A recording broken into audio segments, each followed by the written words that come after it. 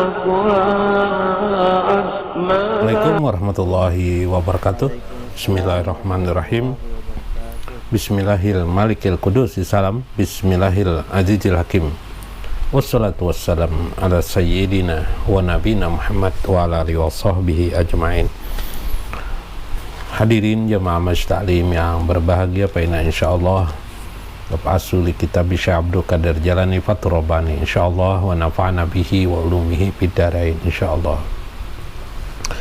Hari ini kita membicarakan tentang bagaimana kita mengaplikasikan satu kesadaran-kesadaran di dalam hidup kita ini, sehingga langkah-langkah yang kita buat dalam mengerjakan amal-amal kebajikan, perbuatan yang baik, apa saja perbuatan baik itu menjadi sesuatu kesadaran beragama. Dengan kata lain, kalau kita mengambil hukum-hukum fikih, di dalam hukum fikih itu ada 5 kategori yang disebut dengan hukum yang 5. Ahkamul khamsah, hukum yang 5, ada makruh, ada haram, ada wajib, kemudian ada sunnah. Jadi ada wajib, ada sunnah, dan ada mubah. Nah, ada mubah. Yang berpahala itu ialah apabila kita mengerjakan wajib dan mengerjakan sunat. Nah, ada lagi perkara yang disebut dengan mubah. Mubah ini banyak, misalnya yang kita fokus pada pekerjaan yang mubah di sini. Mubah ini di sini misalnya orang makan, orang minum, kemudian orang berdagang, berjualan, orang melakukan kegiatan umum seperti bekerja, membuat keterampilan, membuat apa saja, banyak hal-hal yang sifatnya mubah di dalam tafsir daripada kitab-kitab fikih ya, pada umumnya. Nah, sekarang bagaimana yang mubah-mubah yang paling banyak kita lakukan dalam hari-hari ini, bahkan mungkin hampir kewajiban itu sedikit saja. Artinya pada waktu itu adalah posisi kita kosong, posisi tidak ada nilai apa-apa di sisi Allah. Nah, bagaimana kita mengisi nilai-nilai di sisi Allah pada perkara-perkara mubah itu dalam hidup kita, sehingga memiliki nilai, kalau dalam bahasa fikih, pahala ya. Nah, maksudnya di sini bagaimana hal-hal yang kosong itu tetap saja kita lakukan seperti biasa, tapi kita lakukan atas satu kesadaran, yang kesadaran ini membuat semua itu terjadi bernilai ibadah kepada Allah. Di antaranya kemarin adalah bagaimana mengisi yang kekosongan itu dengan zikrullah, terus zikrullah dengan berbagai macam teknik zikir, sehingga berisilah nilai-nilai yang mubah itu menjadi nilai ibadah karena zikir kita kepada Allah Subhanahu wa ta'ala. Ini kan menarik sekali. Yang kedua adalah bagaimana juga nilai yang kita perbuat yang sifatnya mubah itu memiliki komposisi nilai yang bukan sekedar 1 pahala, 2 pahala, 3 pahala, tapi bagaimana memiliki nilai tanpa dapat dihitung banyak pahalanya. Nah, itu tanpa dapat, bahkan pahala tidak ada lagi kata-kata pahala, yang ada adalah tadi semata-mata mencari ridho Allah Subhanahu wa ta'ala, sehingga kita bisa bermikirkan tentang berbagai peristiwa seperti bagaimana kita bisa menerima takdir Allah, bagaimana kita sabar dalam hidup ini, bagaimana kita pandai syukur, bagaimana kita tawakal kepada Allah, bagaimana kita mengingat kematian dalam waktu-waktu yang mubah itu. Maka pada saat itu kita menjadi benar-benar hamba Allah Subhanahu wa ta'ala. Inilah peran dalam ilmu tasawuf dan ilmu ma'rifatullah. Nah, ma'rifatullah adalah kepala dari tasawuf, atau dengan kata lain tawajuhnya daripada dunia tasawuf itu sendiri. Kita bacakan saja ya bagaimana pandangan hidup itu, bagaimana tawajuh kita sehingga menjadi yang kosong tadi, yang mubah itu menjadi berisi ya. Inna ibadi laisa laka alaihim sultan. Ini firman Tuhan ya. Sesungguhnya hamba-hambaku tidak ada bagi mereka itu kekuatan sedikit pun atas mereka ada kekuatan kecuali kekuatan Allah Subhanahu wa ta'ala. Tidak ada sesuatu pun yang bisa menggoda, mengganggu, menyakiti manusia itu kecuali semuanya atas terjadinya izin Allah Subhanahu wa taala. Qala al-mu'allif rahimahullah, kaifa yakunu lahu sultan 'alal muwahhidin al-mukhlisin alladzi la yara'uhumul khalqa fi amalihim. Bagaimana bisa terjadi dan tidak mungkin akan terjadi ada satu kemampuan lagi setan untuk menggoda kalian, ya. Sultan ini adalah kekuatan setan, bisa di sini sultan dalam arti setan, sultan dalam arti yang lain nanti, ya. Tapi di sini adalah godaan setan, ya, terhadap orang-orang yang sudah menyatukan hatinya ikhlas kepada Allah. Jadi awal mula ikhlas itu pada hakikatnya ada dalam setiap amal perbuatan. Jadi bagaimana kita setiap amal ibadah kita ikhlas kepada Allah semata-mata liwajhillah, untuk wajah Allah Subhanahu wa taala, semata-mata untuk mencari keridhaan Allah, bukan cari pahala, bukan cari surga, bukan cari terhindar dari neraka, tidak. Semata-mata hanya mencari ridho Allah, mencari ridho Allah, ridho Allah, ridho Allah, ridho ala ridho, ridho ala ridho, minar ridho ala ridho, dari suatu ridho ke ridho yang lain, sehingga terisilah segala perbuatan mubah itu. Jadi pada dasarnya permulaan dulu ikhlas itu adalah pada amal ibadah. Namun dalam konteks ilmu ma'rifatullah, ikhlas itu bukan didesain hanya pada amal-amal yang ibadah khususiyah saja, seperti ibadah sholat, seperti zakat, puasa, tapi dikondisikan ikhlas itu seluruh hal perbuatan. Apakah perbuatan itu mubah nantinya, apakah perbuatan itu sunat, apakah perbuatan itu wajib, semuanya selalu berlandaskan pada keikhlasan.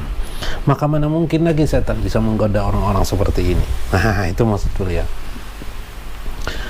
Kenapa jadi setan tidak? Memang di dalam Al-Quran sendiri Allah Subhanahu wa ta'ala mengisahkan, ya, di dalam Quran surah Al-Hijr, setelah iblis dihukum Allah, ditetapkan Allah sebagai hamba yang sesat, ya, maka iblis berjanji akan menggoda manusia. Tapi dia berkata kepada Tuhan, yang tidak bisa aku ganggu nanti hanya satu kelompok orang. Siapa itu? Yaitu orang-orang yang ikhlas.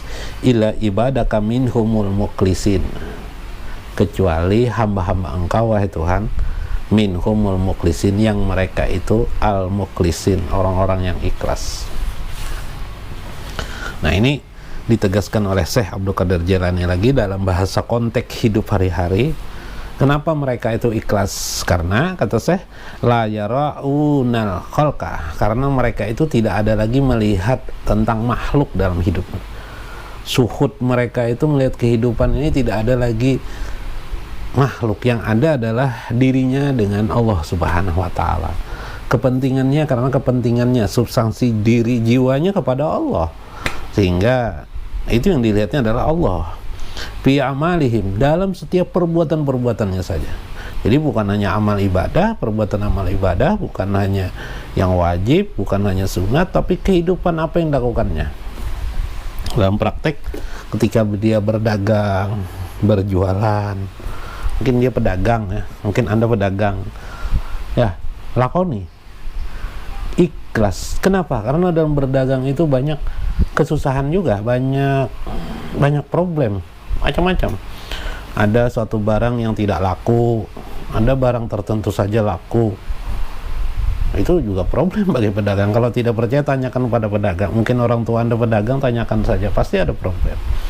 Ada lagi problem salah membeli barang untuk dijual, ternyata barang itu tidak laku, padahal banyak sudah uang ke sana dikerja. Hati menjadi gundah gulana, bagaimana kalau barang tidak laku, akan jadi rugi. Belum lagi pembeli datang nawar di bawah dari modal. Nah, itu kan.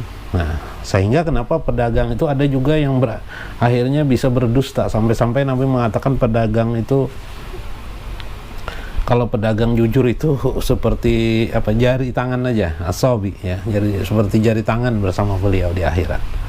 Subhanallah. Dengan surga itu seperti jari juga.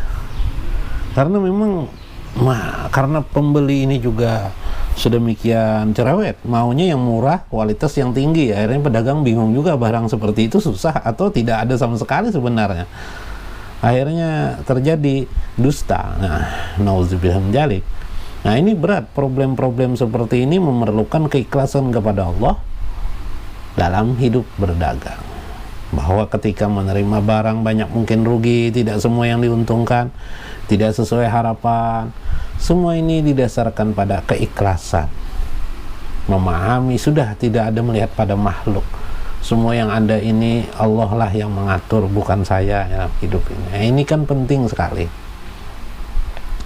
Mungkin ingin melihat ketika berdagang, melihat orang ada usaha lain berdagang juga, tapi mungkin kita berdagang sepeda, ada orang kedang rami, mungkin dagang jualan baju, kepingin lagi kita baju. Nggak ada habis-habisnya, kasihan bagi pedagang. Keuntungan yang sedikit, kadang-kadang harus mengongkosi anak istri di rumah dan sebagainya. Ini problem juga. Orang-orang yang hidup berumah tangga juga punya problem, punya masalah. Kayaknya semuanya ada problem akhirnya. Ini dalam fokus problemnya ya semuanya problem. Kalau dalam fokus bahagia ya bahagia semua gitu kan. Tergantung sudut kita memandang. Namun yang terjadi, berbagai sudut pandang itu kenyataannya hati kita yang menerima. Nah, semua itu jalan masuk ke dalam hati kita. Karena masuk ke dalam hati kita, maka bagaimana posisi hati kita di sini? Syekh Abdul Qadir Jailani menekankan posisi hati kita. Bagaimana hati meletakkan bahwa tawajuh hati itu kepada Allah, jangan masukkan hal-hal yang menyakitkan hati kita tadi. Dan bagaimana itu sementara masuk itu dengan serta-merta ketakutanan, kegelisahan yang membuat kita gelisah, membuat kita gundah, gimana itu caranya? Maka perlu hati itu engkau biasakan, engkau sadarkan selalu kepada yang disebut ikhlas. Ikhlas demi ikhlas, bahwa perbuatan yang kita lakukan semua ini, awas, hati-hati, kita sedang beribadah kepada Allah meskipun itu pekerjaan mubah tadi. Bagaimana kita ini adalah beribadah, anggap saja perbuatan ini sedang diawasi Allah, apa yang kita lakukan diawasi oleh Allah, maka tidak lain kita melakukan ini adalah pengabdian. Kenapa? Karena manusia tidak bisa menghindar dari makan dan minum. Akibat tidak bisa terhindar dari makan minum, akhirnya dia harus bekerja.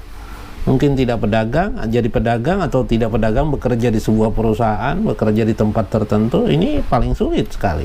Harus mau tidak mau dia harus bekerja, meskipun kadang menyakitkan hati. Tapi dia harus lakukan semua itu dengan terbaik, didasarkan kepada keikhlasan kepada Allah Subhanahu wa ta'ala. La yara'unal khalqah. Mereka tidak lagi melihat pandangan puji-pujian manusia. Tidak lagi mereka, setiap perbuatannya didasarkan pada atas bahwa dia diperhatikan oleh Allah, muraqabah, dia diawasi oleh Allah. An-nutku fin nihayati yakunu la fil bidayah. An-nutku, perkataan ini kata Syekh Abdul Qadir, fin nihayah adalah akhir dari segala sebuah amal itu. Kalau ingin menjadikan semua itu jadi amal, inilah kesimpulannya perkataan. Bukan perkara yang awal dari pembelajaran ilmu tasawuf, tapi ini yang paling pokok yang kamu harus perhatikan dalam hidup kamu, sehingga segala amal-amal yang mubah tadi menjadi ibadah bagi kamu. Bagaimana caranya? Jadi ikhlas dengan kesadaran, diawasi oleh Allah, muraqabah, disadari keikhlasan bahwa apa yang dilakukan ini semata-mata adalah hakikatnya hati kita itu mengabdi kepada Allah Subhanahu wa ta'ala, ingin mengabdi kepada Allah. Jadi bekerja, hakikatnya kita bekerja kepada orang, betul, tapi kita adalah niat hati mengabdi kepada Allah, tunduk kepada aturan Allah. Karena semua hakikat semua ini Allah juga kan. Karena Allah memaksa hidup kita harus makan dan minum, coba perhatikan siapa yang tidak bisa makan, akhirnya manusia bekerja. Nah, ini luar biasa. Al-bidayatu kulluha kharsun wan nihayatu kulluha nutkun. Bidayah permulaan itu seluruhnya pasti diam. Diam kenapa? Karena kita bingung. Maka apabila kalau tuan saya diam, berarti ada yang dipikirkan beliau. Maka apabila sudah beliau menyampaikan gitu, maka itulah kesimpulan buat kita semua bagaimana kita dalam hidup ini, ya. Bagaimana kita memahami kehidupan ini agar benar-benar kita mendapatkan orang yang dapat diridhoi Allah Subhanahu wa taala dalam hidup ini. Perlu ilmu alatnya. Itu apa? Ilmu alatnya adalah ikhlas. Al-mukhlisu mulkahu fi qalbi. Karena itu ikhlas. Orang yang ikhlas, orang yang sudah memahami dengan keikhlasan itu, maka dia akan menjadi kekuatan sejatinya, menjadi kuatlah orang itu. Kenapa? Karena letak kekuatan itu fi qalbihi, di dalam hatinya. Jadi orang ikhlas itu kekuatannya akan terlihat di hatinya, tidak bisa kita zahirnya melihat tubuh yang hebat kuat seperti binaragawan apa itu berarti orang itu kuat. Tidak. Orang yang kuat itu adalah orang yang ikhlas. Ikhlas itu di mana tahunya? Di dalam hatinya. Di mana tawajuhnya kepada Allah Subhanahu wa taala. Coba kita lihat orang yang bekerja di perusahaan atau pegawai negeri sebenarnya sudah dapat gaji, dapat apa, tapi biar dapat gaji, biar apa, pasti tiap hari pasti ada aja keluhan macam-macam. Orang bekerja di perusahaan juga tiap hari ada keluhan. Orang bekerja pedagang juga tiap hari ada keluhan. Ternyata bukan hanya orang sudah bekerja, yang tidak bekerja juga keluhan. Yang kelebihan kerja juga keluhan, kelebihan waktu juga keluhan ada. Terus bahkan pemilik perusahaan juga ada keluhan. Bayangkan, orang yang miliarder juga ada keluhan. Ngeluh semuanya. Kenapa jadi mengeluh? Di sini tidak ada kekuatan pada hatinya. Tidak ada ikhlas di dalam dia melakukan itu. Kenapa dia tidak ikhlas? Karena menyadari itu adalah pentasarupan antar kehidupan manusia. Tapi ketika dia menyadari semua itu hanya kulit saja, di balik dari semua ini ada Allah Subhanahu wa taala mengatur segala hal ini, keadaan ini, hubungan satu dengan yang lainnya, adanya siklus, maka sadarlah dia untuk bagaimana dia tidak mengeluh, bagaimana dia membisu, diam. Kalau dia berkata, itu perkataan itu adalah kesimpulan yang sudah dipikirkannya matang-matang dan kuat-kuatnya, bagaimana dalam pandangan Allah, bagaimana dalam pandangan manusia. Ini luar biasa orang seperti ini. Bano sultanuhu, kekuatannya itu pisirhi, kekuatan yang paling mendasar lagi. Kekuatan kerajaannya yang ada dalam hati itu pisirhi, itu adalah di lubuk hati yang terdalam. Itu disitulah sumber sultan, disitulah sumber ruh, mata ruh, ainur ruh. Disitulah dia bisa terhubung dengan Tuhannya. Disitulah jendela, ya, terhubung dia dengan Allah Subhanahu wa taala, karena itu menjadi kekuatannya. La tibar bidzahiri, tidak bisa dipandang sekedar pada johirnya. Bisa kita, tidak bisa pada johirnya. Ya ada orang yang sampai ke johir terlihat kemampuan batiniahnya luar biasa, keikhlasan, tapi jarang. Tapi kalau bisa menggabungkan terjohir dan batin, itu lebih bagus lagi. Kata Tuan Syekh, An-Nadir memang ada ya tidak biasa minhum may yajma'u baina mulki zahir wal batin. Maka memang jarang terjadi, nadir, jarang terjadi orang yang bisa menggabungkan kekuatan johir dan kekuatan batin. Kadang batinnya lemah terlihat, kadang johirnya sangat terlihat biasa-biasa saja, tapi batinnya luar biasa sebenarnya. Yang bagus itu terkeluar johir dan batin, ya, tapi menggabungkan itu memang sulit. Tapi kalau bisa digabungkan, alhamdulillahirabbil alamin. Itulah orang-orang sempurna. Kalau bisa menggabungkan itu sudah kun abadan, mukfiyan. Maka jadilah yang manalah yang bisa ringan bagi kalian, wahai orang-orang muda, wahai orang-orang sekarang, wahai orang-orang yang sudah melek kepada agama, melek kepada Tuhan. Paling tidak buatlah yang ringan dari keadaan-keadaan itu, ya.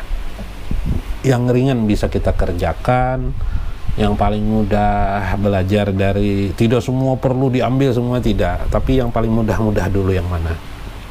Mungkin karena kita pedagang, nah bagian yang otoritas pedagang ini kita belajar ikhlas kepada Allah. Nah, kita dagang. Nah, kalau kita pegawai, belajar kita pegawai ini dagang. Walau kita berwira swasta, belajar yang di wira swasta ini saja dulu. Belajar sedikit demi sedikit, hubungkan diri dengan Allah Subhanahu wa Ta'ala. Belajar ikhlas, belajar membuat kekuatan, di mana belajar melihat di balik dari semua pekerjaan-pekerjaan ini ada kekuasaan Allah. Ada Allah yang harus kita buka di jendela hati kita paling dalam untuk berhubung dengan Allah Subhanahu wa Ta'ala. Subhanallah. Ini penting dan semua orang bisa. Nah, semua orang bisa melakukan itu, kata saya. Karena itu mulailah kamu melakukannya. Insya Allah mudah-mudahan bermanfaat apa yang disampaikan oleh Syekh Abdul Qadir Jalani ini. Wallahul muwaffiq ila aqwamit thariq. Wassalamualaikum warahmatullahi wabarakatuh.